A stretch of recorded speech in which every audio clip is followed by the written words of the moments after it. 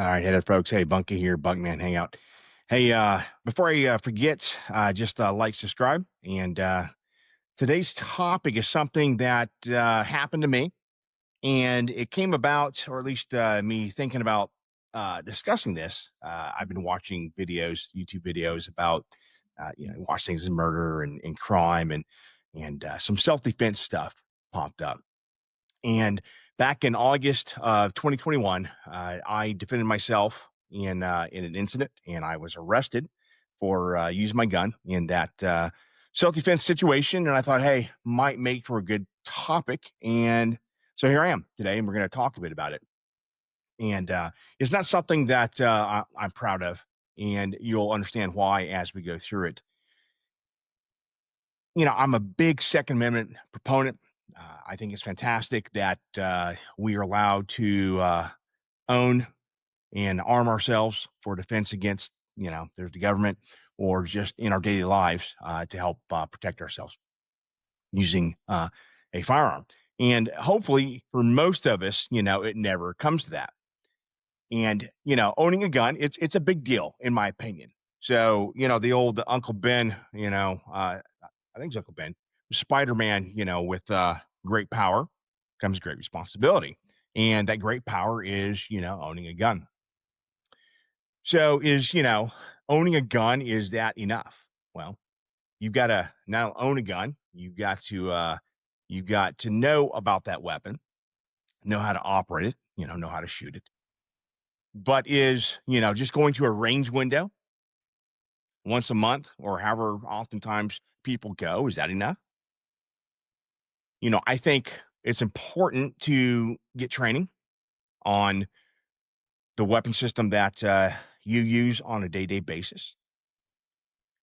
My background, Navy pilot, 20 years. And I think, we spent one time in API, it's aviation pre-flight in dock, like 30 minutes shooting an M9. Okay. And then over, 20 years, I would go to the range and shoot, and so I could keep my marksman ribbon. And I shot M9s.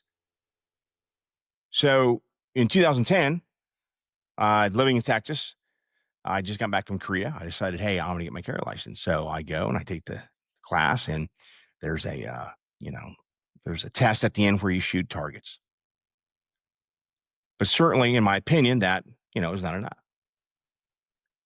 So in August 21, when this incident occurs, I look back and I had a total of 6 courses I'd taken at that time, 4 of which are pure handgun, 2 were rifle with handgun mixed in. My very first one actually was Gunsight Academy, and it's in Prescott, Arizona, and it was a 5-day course, 1 week, and gunfighting 101 and how to fight with a handgun from outside the waistband. It was a fantastic class. And then the others actually were there was a small school. They're not there anymore, but they were out of Austin. And the guy who owned it, I believe he's a paramedic or fireman, but he had Austin SWAT come down, and they would teach us, tactics and how to clear rooms. And I remember we did this great drill. We cleared room, daytime and then nighttime, and just becoming, more proficient with firearm. And the more proficient you become, I think the more confident you become. But there's training, and then there's, I think, the biggest aspect is using your noggin, using your brain. Because using that can probably get you out of bad situations. And again, we could play what ifs all day because, I cannot come up with every situation. There are going to be certain times where, hey, man, just boom, and your life is on the line. In my case, wasn't quite like that. I think if I'd used my noggin and left ego where it belongs, back at house, back at home, none of this would have happened. Um, you know, we are not always at 100%. What I mean by that? Well, day to day, you can wake up tired. You can have a cold. You could, break up, you know, with your significant other. Uh, somebody in your family sick. All sorts of things. And with that comes your mindset. So when I look back on this day, I think it was late August. I think it was right after my birthday in August of 21. Um, where was my mind? What was my mindset? Well, I was still recovering from my brother's death, which was 2 years before that. I was dating someone, and this is going to occur at her condo complex. I had started using steroids, two particular. One was Trenbolone, and I mixed that with testosterone. Well, a side effect of Tren is rage, anger, roid rage. And I had roid rage pretty bad when I was using it. So on this particular day, I believe, as I recall, I was going to go shooting with my girlfriend at the time. Now, I did not carry my gun in California, did not have a carry license. Now, sometimes if I were to travel somewhere, I went to San Francisco one time, for example, I would bring them with me. And I know California has ridiculous laws, and I think where you have to separate the gun and ammo, and one or both have to be locked. One up front locked, maybe in the glove box, and the other in the trunk, whatever. So on this day, I remember I had gotten all my gear for shooting, and I went back inside to get my gun, and it was in my holster, and I carry appendix style inside the waistband. And so I thought, okay, well, I'll just put it, in where I would normally carry it in my appendix area, which was fortuitous or maybe not. And I drove to her place. Now she lives or lived in this condo townhome complex, gated, very nice in Huntington Beach, California. And it had gate guards. There were 3 points of entry exit, in one of them, the main entry had uh, a guard shack. And about 6 months prior to this, we had broken up, and she had my name taken off a list. You had to be on this list to get in. Well, she had put my name back on. There was this one particular guard who I had problems with after that, and just he wouldn't let me in. It was for whatever reason he would say, "Nope, you're not allowed in." And this happened over a period, I want to say of 4 to 6 months, where it was constant. Every time he was the guard there, this would happen. Now the other guards, I don't know what they were looking at, that they had no problems. It'll come out later that this guy, this was something common with him. Uh, he gave people issues. Okay, so I pull up this day, and the guard's there, and I remember thinking, "Oh boy." And then there was this brand new guard, big black guy. He was like 300 pounds, one of the nicest guys you'd ever meet. And it was his second day, as I recall. And what a second day. So I pull up and, say, "Hey, Chris, and I'm here, to go to Jennifer." And he does this thing, Peter, and he comes up, not the new guy, but the guy I'm talking about. And he says, "No, can't let you in." So immediately I get pissed off, and I'm like, "Are you effing kidding me? I'm tired of this BS." And well, he starts to mouth off to me, which again is something that he did to people, as we find out later. And so I called my girlfriend and said, "Hey, man, I'm at the gate. Same guard won't let me in." She goes, "You know what? I'm going to come down there. I'm going to walk to the gate. Just, wait for me there." And so I basically told him, I said, "Hey, you know what? This ends today. This bullshit, blah, blah, blah."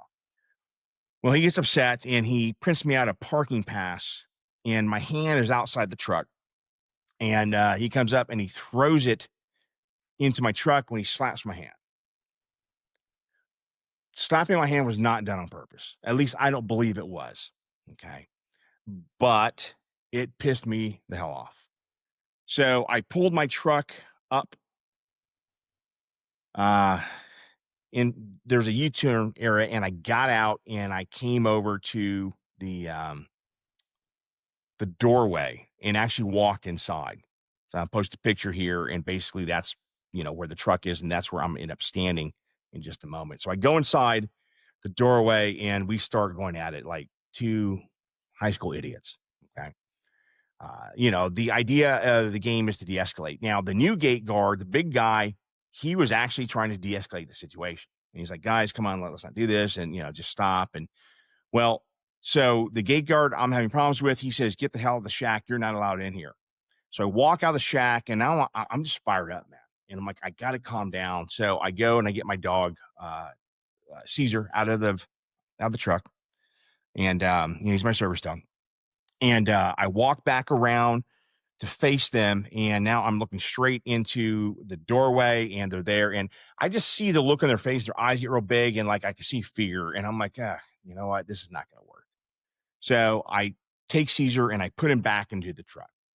And so my dog was out of the truck for maybe 10 seconds, if that, 10, 15 seconds. So I come back around and now I'm standing right at the doorway and we're going at it. And so I'm looking straight at him. He's facing me and there's a chair next to him. He's probably about 10 feet from me. Okay. 8 to 10 feet. And then there's the big guy between us.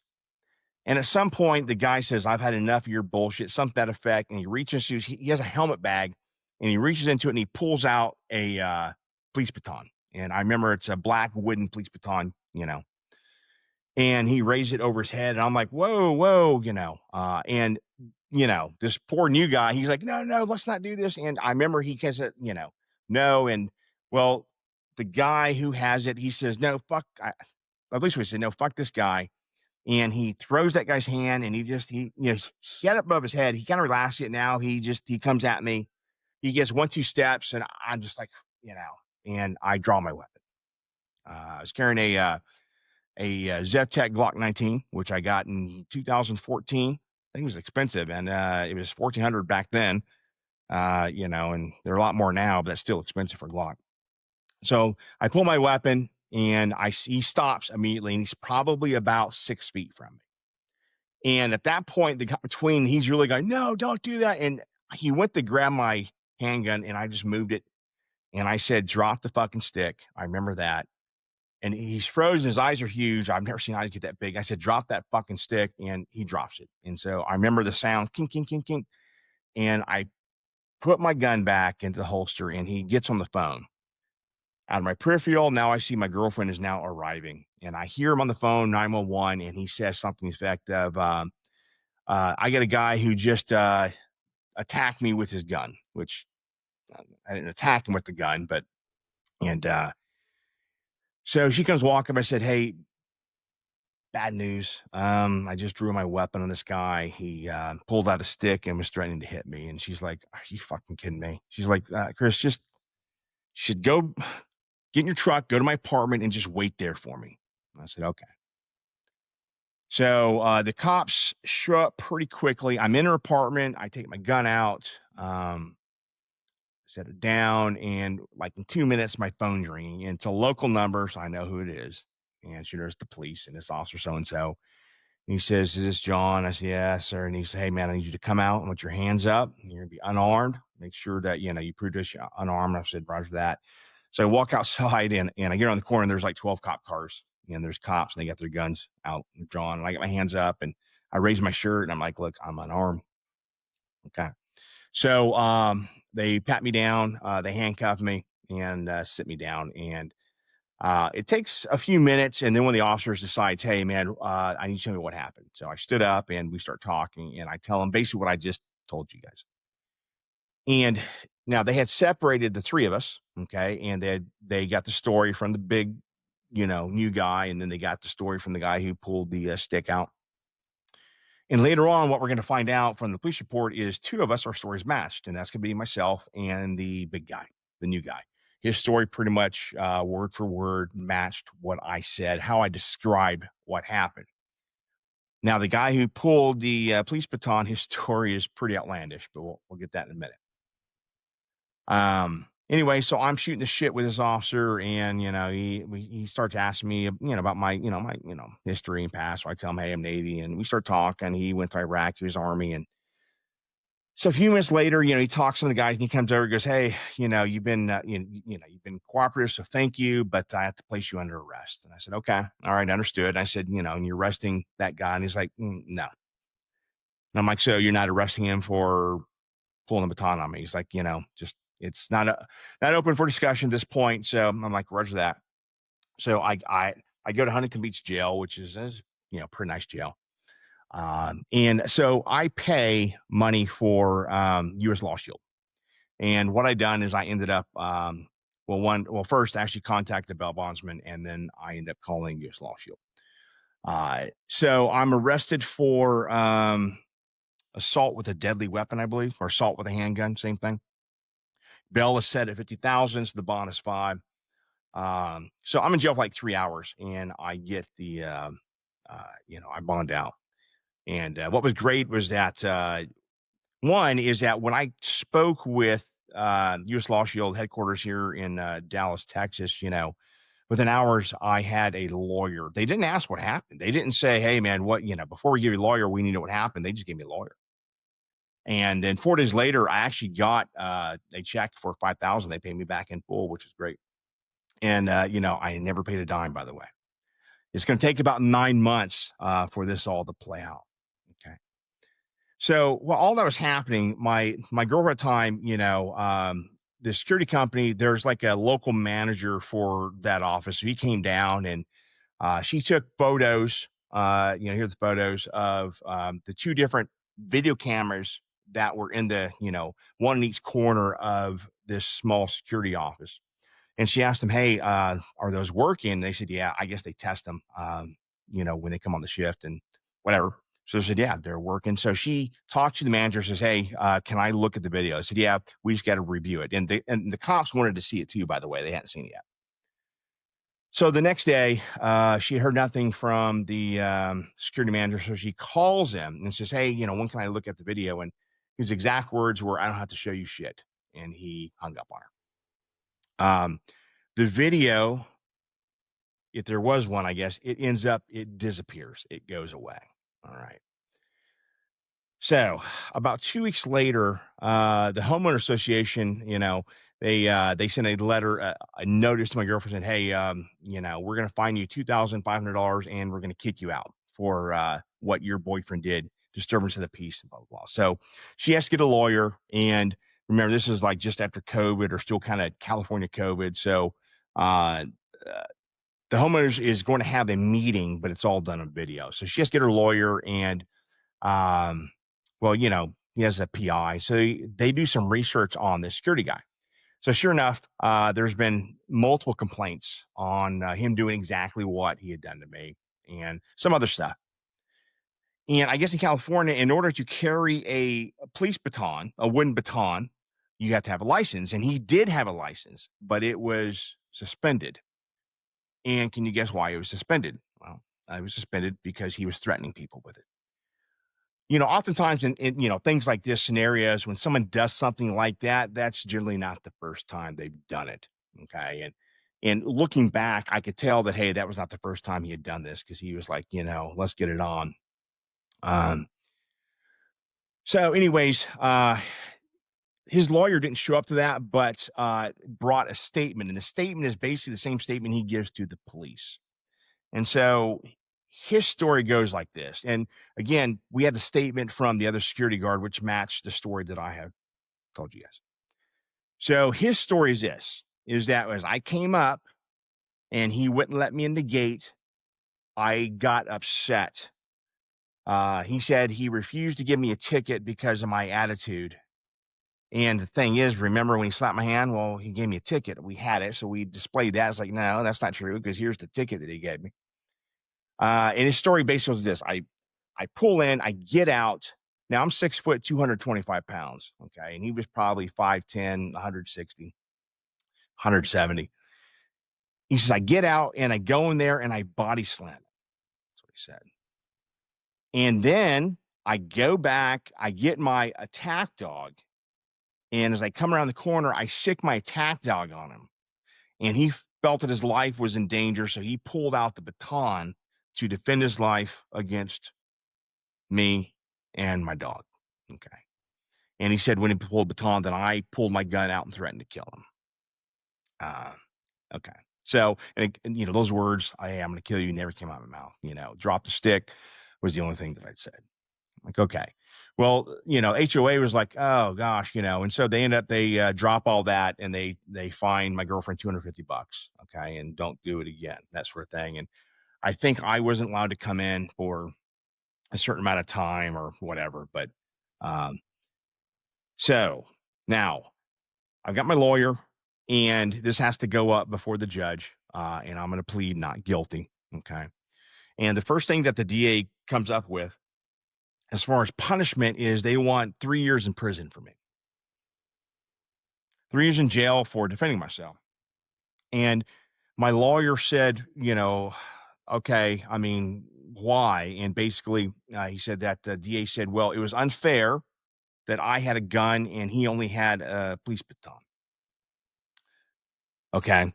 Well, I'll show you there some statistics is, how many people die each year being bashed in the head with some sort of object.